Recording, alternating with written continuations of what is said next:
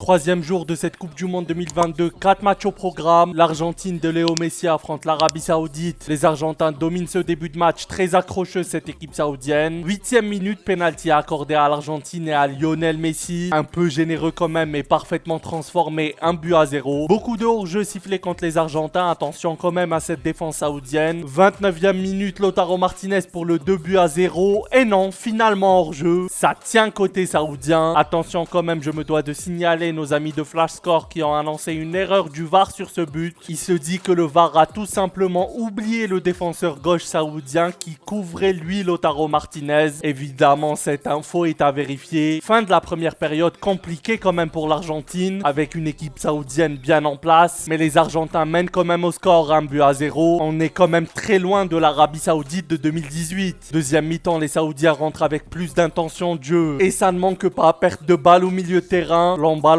pour Salah El-Shahri qui crucifie Martinez, un but partout. 53e minute, ballon dans la surface argentine, contré par la défense, récupéré par Salem El-Dawsari qui envoie un magnifique ballon au second poteau. 2-1 pour les Saoudiens en route vers l'exploit. L'Argentine a beau essayer de pousser par la suite, rien à faire. Superbe match du gardien saoudien notamment. Cette équipe saoudienne tient son moment d'histoire et les Argentins sont déjà dos au mur dans cette compétition. Deuxième match, Danemark-Tunisie. La Tunisie met énormément d'intensité athlétique en ce début de match. L'opposition, jeu technique, débauche d'énergie et intensité est flagrante. Très belle première mi-temps, les Tunisiens ont clairement chahuté le Danemark. On aurait pu voir des buts d'un côté comme de l'autre. Seconde période, même configuration, les Tunisiens sont plus dangereux que les Danois. Plus le temps passe, plus la pression augmente sur les épaules danoises. Ça va d'un camp à l'autre, on est très tôt au rupteur dans ce match. La Tunisie souffre pas mal en cette fin de rencontre et leurs supporters avec eux. On fait appel au VAR dans ce temps additionnel, penalty ou pas. C'est non, décide l'arbitre, ouf de soulagement dans le stade. Fin du match, très joli 0-0, énormément d'intensité avec une équipe tunisienne plus que surprenante. Troisième match Mexique-Pologne, match nul et vierge entre ces deux équipes. Pas grand chose à se mettre sous la dent et à dire si ce n'est le fait que Ochoa a encore une fois sorti les bons arrêts quand il fallait. Et pour finir, on a eu le droit à un France-Australie. Début de match plutôt intéressant de la France, mais c'est la clim à la 9e minute. Ouverture du score de Craig Goodwin, seul au second poteau. On se demande bien ce que fait Pavard sur l'action. Les Français se remettent la tête à l'endroit à la 27e minute. Les suites d'un corner, centre de Théo Hernandez pour la tête d'Adrien Rabiot, un but partout. Et 5 minutes après, gros pressing de l'équipe de France sur un 6 mètres australien. Récupération Rabiot pour Mbappé, Rabiot qui offre le but à Giroud. 2-1 pour la France qui prend l'avantage. Rien d'extraordinaire, mais les Bleus ont su réagir dans cette première mi-temps. Rythme extrêmement lent ce début de seconde période, jusqu'à l'heure de jeu à peu près où l'équipe de France remet un coup de vis. 68e minute, superbe centre de Dembélé pour la tête d'Mbappé. 3 minutes plus tard, ça enchaîne. Doublé et record de but sous le maillot bleu, égalé pour Olivier Giroud. 4-1 pour la France. Les champions du monde en titre réussissent leur entame de compétition. Rien de bien flamboyant, mais on est sur du très solide.